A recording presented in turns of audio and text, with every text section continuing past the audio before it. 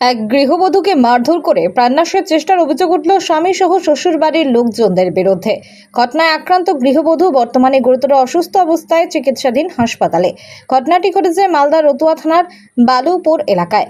জানা গেছে, আক্রান্ত গৃহবধূর নাম পিঙ্কি মণ্ডল, বয়স 35 বছর।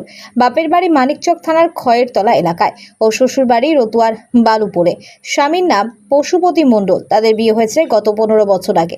বর্তমানে তাদের 3 ছেলে রয়েছে। গৃহবধূর বাপের বাড়ির লোকজনদের অভিযোগ, গত কয়েক বছর ধরে পিঙ্কি মণ্ডলের ওপর তার স্বামী সহ শ্বশুরবাড়ির লোকজনেরা নানা রকমভাবে অত্যাচার চালিয়ে আসছে, যা সম্প্রতি আরও চরম আকার ধারণ করে। পিঙ্কি মণ্ডলকে তার স্বামী সহ শ্বশুরবাড়ির লোকজনেরা মারধর করে বাড়ি থেকে তাড়িয়ে দেওয়ার চেষ্টা করে। গৃহবধূ বাড়ি ছেড়ে যেতে নারাজ হওয়ার কারণে বেধড়ক মারধর করে প্রাণনাশের চেষ্টা করে।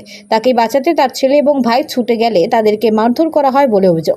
যদিও পরে স্থানীয়দের সহযোগিতায় আক্রান্ত গৃহবধূকে রতুয়া গ্রামীণ হাসপাতালে ভর্তি করা হয়। পাশাপাশি তার বাপের বাড়ির পক্ষ থেকে রতুয়া থানায় স্বামী সহ শ্বশুরবাড়ির মোট 5 জনের নামে লিখিত অভিযোগ দায়ের করে অভিযুক্তদের শাস্তির দাবি জানানো হয়। আমার বাবা আর আমার জেঠুরা আর আমার জেঠি মিলে মানে আমার মাকে ঘুরতে বের করছে, মেরে মেরে যে বের হয়ে এখান থেকে বের বলছে। আর আমার বাবা চুলের মুঠা ধরে মানে পড়িয়ে, আর আমার জেঠুরা মিলে মারলো, ইট নিয়ে লাঠি নিয়ে। আমার জেঠিও মারলো, গোলায় ফাঁস লাগাবার চেষ্টা করলো। এবার মেরে অজ্ঞান করে দিয়েছে, সবাই মিলে মেরে। আমরা ছুটাতে গেলাম তো আমাদেরকেও মারলো। এবার মারলো, অজ্ঞান হয়ে গেলো। তো এবার আমার মামাকে ফোন করলাম যে মাকে মতো করে দিয়েছে, মেরে দিয়ে অজ্ঞান করে দিয়েছে। তারপর মামা আসলো, এবার মামা নিয়ে যাচ্ছে হাসপাতাল। তো এবার নিয়ে যেতে দিচ্ছে না, বলছে যে দুটারই বডি যাবে না, তো এমনি যাবে না, মরবে তারপরে যেতে দিব। আর বাবা এবং আমার জেঠুরা বলছে। এবার আমার মামা আসলো বাইক নিয়ে, এবার নিয়ে যাচ্ছে, বাইকের চাবি ছিনে নিল আর আমার মামাকে মারলো ঘুষা কালিয়ে। তো এবার আমার মামা স্ট্যান্ডের দিকে গেলো, এবার স্ট্যান্ড থেকে টোটো পাঠালো। টোটোটা এবার টোটোতে চাপাতে দিচ্ছে না আমার মাকে। আর আমরা কাঁদছি তাও চাপাতে দিচ্ছে না, বলছে বডি যাবে এখান থেকে, বেঁচে যাবে না। তাও কাঁদতে লাগলাম, তো গ্রামবাসীরা বলছে যে চাপিয়ে দে, যেতে দে। তো যে আসলাম আমরা রতুয়া হসপিটাল গিয়ে আমার মাকে। জ্ঞান মানে কথা বলছে না, জ্ঞান ফিরছে না। তোমার নাম? আশিস মন্ডল। সঙ্গে ফেসে আছে। তো বাড়ির পাশে মানে 500 মিটার দূরে আছে। ওই নিয়ে গন্ডগোল করছে, মারধর করছে, খেতে দিচ্ছে না, জামা কাপড় দিচ্ছে না, কিছুই দিচ্ছে না। কে? আমার জামাইবাবু। এবার জমি জায়গা করে কোনো রকম করে সংসার চালাচ্ছে। সেই জমিকে গিয়ে বন্ধক দিয়ে দিল।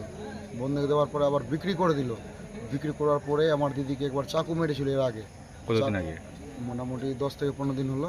চাকু মারার জন্য মার্ডার করার চেষ্টা করছিল। মার্ডার করার পর পারিনি, হসপিটালে ট্রিটমেন্ট সব কিছু করলাম। তা সত্ত্বেও কালকে আবার ওই শনিবার দিন মালদা থেকে 5,000 টাকা দিয়ে ট্রিটমেন্ট করে নিয়ে আসলো। আর রবিবার দিন ও নিজের বাড়ি যায়। আমার বাড়ি থেকে বাড়ি যাওয়ার পরে গালাগালাজ করছিল, কেন আসলি, কেন করলি। আপনার দিদি আপনার বাড়িতেই ছিল? হ্যাঁ, মানে 2-3 দিন ধরে ওই ট্রিটমেন্ট করাতে ছিল। তো যাওয়ার পরে এবার কালকে গালাগালাজ করে। কে করে? আমার জামাইবাবু, ওর বাড়ির পরিবারের সবটা মিলে। তা কিছু বললো না কালকে, আমি বুঝি বলিস না কিছু আর কিছু। আজকে বিকালবেলা না থেকে গালাগালাজ করছে, তাও সহ্য করে আছে। শুনতে শুনতে সন্ধ্যাবেলা যখন ঝগড়া করলো এরা মানে ভাইটাই মিলে সবাই মিলে মারতে লাগলো বাড়ির সবাই। জামাইবাবুর দাদা, মা, ভাই, তারপরে সবাই মিলে মেরে। আর ভাগনারা যখন ওকে ছুটাতে যায়, ছুটে যাওয়ার আমার ভাগনাদেরকেও মেরে জ্ঞান করে দেয়। তারপরে আমি মালদা থেকে বুলেরো নিয়ে আসি, বাড়িতে বুলেরো লাগিয়ে আমার ভাগনারা আমাকে ফোন করার পর বলছে মাকে মেরে ফেলে দিল। আমি বাইক নিয়ে আমি যাই ওখানে দেখতে যখন যাই, সেই অবস্থায় আমার বাইকের চাবি ছিনে নেয়, আমাকে লাথি ঘুষালিয়ে মারার পরে কোনো নম্বর চাবিটা দিল, চাইলাম তো। চাওয়ার পরে চাবি দেওয়ার পরে আমি স্ট্যান্ডে আসলাম। স্ট্যান্ডে একটা টোটো ভাড়া করলাম। টোটো ভাড়া করে টোটোকে চালিয়ে গেলাম, টোটো কাটকে নিল, বলছে মার্ডার করবো তারপরে যাবো এখান থেকে, 2টা বডি যাবে এখান থেকে। তারপর কি হলো? তারপরে আমি ওখান থেকে টোটো করে আমি নিয়ে আসলাম রতুয়া হসপিটাল নিয়ে এসে ট্রিটমেন্ট চলছে, এখন চিকিৎসাধীন আছে রতুয়া হসপিটালে। অভিযোগ করেছেন? অভিযোগ করেছি। কয়জনের নামে? 5 জনের নামে। কার নামে? পশুপতি মণ্ডল, দিলীপ মণ্ডল। পশুপতি মণ্ডলটা কে? আমার জামাইবাবু। দিলীপ মণ্ডলটা? আমার জামাইবাবুর দাদা। আর কে? আমার জামাই দাদা বিজয় মণ্ডল, আছে পুতুল মণ্ডল, চিন্তারানী মণ্ডল। এরা সবাই মিলে মানসিক অত্যাচার খুবই করে। পুতুল মণ্ডলটাকে? ওর যা। আর ওরা ধরে মেরেছে। আচ্ছা, এখন কি গলায় ফাঁস লাগিয়ে ওই কাপড়ের লেপটে ফাঁস লাগিয়েছিল। মানে মেরে ফেলার চেষ্টা হ্যাঁ করেছে? মেরে ফেলার চেষ্টা করেছিল। এর আগে মেরে ফেলার চেষ্টা করেছিল, কোনো রকম করে বেঁচে যায়, আবার আজকে মেরে ফেলার চেষ্টা করেছিল গলায় ফাঁস লাগিয়ে। এখন কি চাইছেন আপনারা? আমরা সুব্যবস্থা চাইছি, এর বিচার চাইছি, উপযুক্ত শাস্তি হোক। কতদিন আগে বিয়ে হয়েছিল আপনার দিদির? আমার বিয়ে হয়েছিল মোটামুটি আজ থেকে 16 বছর আগে।